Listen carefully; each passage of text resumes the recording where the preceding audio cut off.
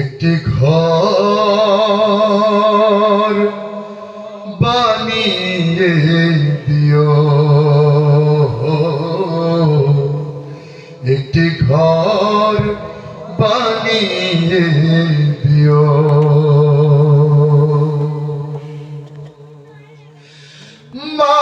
মালিক তুমি জান্নাতে তোমার কাছে আমায় একটি ঘর বানিয়ে দিও,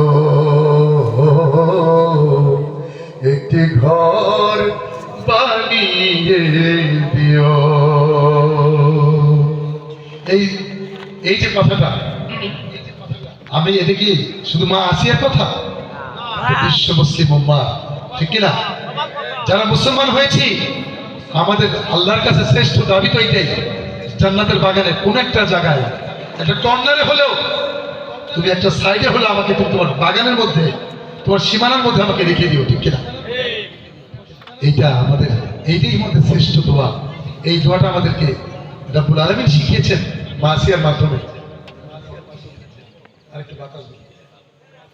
তাহলে আমি সে কথাই বলছি,